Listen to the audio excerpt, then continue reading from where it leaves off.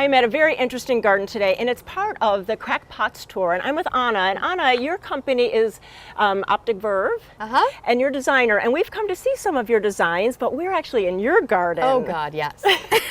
But it's so interesting to come and see what you play with and what you experiment with. So just tell us a little bit about this space. Well, it was a lawn in a potato patch when we moved in, and there were a row of photinias along the back that were progressively laying down. So I basically started from scratch, and this was my learning lab, and it still is. And you can also call it one of each itis, because that's pretty much what I do. I try things out and I see what things do, and if it doesn't work, I'll move it. And you know, it's always I don't put something in somebody else's garden unless I know what it does. So here is what I learn, and it's a little jumbled, but I like it. Oh, it's very tropical too. I mean, there's a lot of Northwest kind of plants, but I think that it's very bold and big structures. Yeah. And even art, which is kind of cool because it ties right into Crackpots. So that's very interesting. That's true. And that's kind of why I signed up for this one, because I'm a scrapyard junkie and I grab things off the road all the time. And oh, this is cool. I can use that. And yeah, here's where you see it. So Anna, you know, it's a bigger space, but actually there's a lot of small rooms, so there's a lot of plant material in here. Oh yes, I'm an avid cramscaper, and it has its benefits. One of the things is that nothing has a chance to get as big as it normally gets. But you get the textures, you get the colors, you get everything, and you never ever have to weed. Because so there's no open space.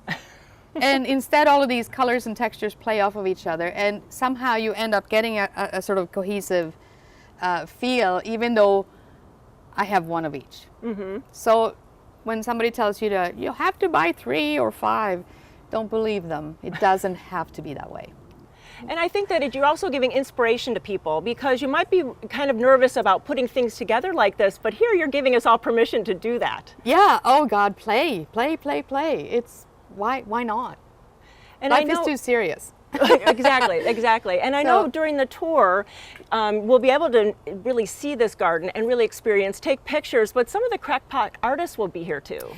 They will be here, and by chance, I happen to have lots of very small garden rooms, and there will be a vendor in each one, and they will be showing off. Hopefully we'll set them up with little tables and things where they can show their work, and you as a public is welcome to come and browse and hopefully purchase, and which all goes to support a very worthy organization. And they are so interesting because they reuse all kinds of pieces too. Oh yeah. Oh, it's great. Like, why throw things out when you can just totally change its use? I mean, there's so many things. We're such a consumer society, and they really try to widen the scope of what you can do with materials. And it's a shame. Keep things out of the landfill and do something fun with it. Exactly. And so it's actually happening next Saturday, and you can get tickets.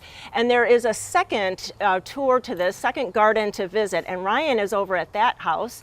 And it's not too far from here. So it's really a very easy tour. You get to see 2 beautiful gardens. And we're going to go talk to Ryan right now. Thanks so much, Anna. You're so welcome. Well, we're on the next stop of the Crackpots tour. I'm with Jeff. We're out at the Fishingham Gardens, which are just spectacular gardens to say. And your gardens are actually kind of well known. They are. Yeah. We've been published nationally, and we were just in an issue of Pacific Horticulture in the spring issue, and a couple newspaper articles. And I remember years ago, Mike Darcy did a show here.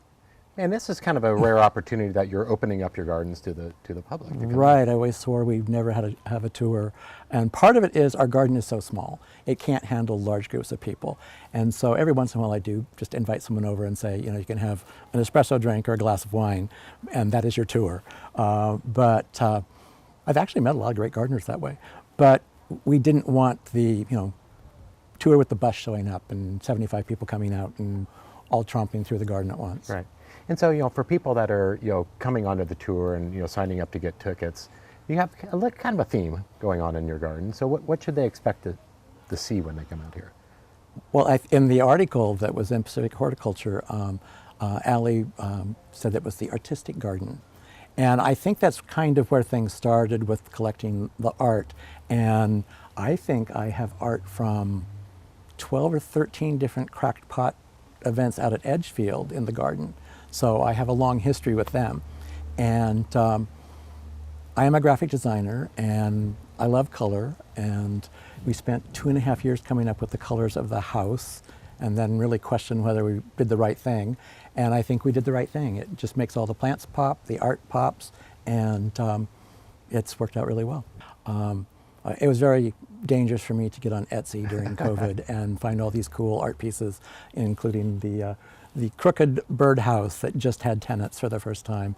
And but a lot of it's local artists. The glass is all Andrew Holmberg, who's a Portland artist, and I've been collecting his stuff for probably about 10 years. And the art ties into the colors in the garden. You'll find a lot of orange and purple and chartreuse in the art and the flowers and the garden and the house. And for the tour, when people are coming out, they get to tour the gardens, but you also have, there's going to be some vendors. Right. I think we're going to have 5 or 6 different artists showing their work in the garden, and it'll be placed throughout the garden. The artists have had a real tough time with the Crackpot's big event at Edgefield being canceled last year, canceled this year. 3 years ago, it was the 107-degree weather, and the next year it was the smoke. So they've started doing the garden duets with 2 gardens in the same area that are very different, and it's a great fundraiser, and the artists make some money. Right. And the tour is coming up next weekend, so if people are interested in purchasing tickets to that, what's the best way for them to do that? They need to go online. It's crackpots.org, and that will direct you to the site to buy tickets. Tickets are limited to 100 people, and so there is an availability question, so you need to do it soon. And then when you get to the event, there will be some social distancing. I believe they're requiring masks. And there'll be a limited number of people let into the garden at a time. Right. And so, your gardens are stunning, and for more information, I'm assuming they can go onto the Crackpots website, or you can go onto the gardentime.tv website, and we'll click you over. The gardens are stunning, the weather is perfect. We're so excited to be out here in the tour today. Thank you. Jeff, it's been a pleasure to be able to visit. Great to have you here.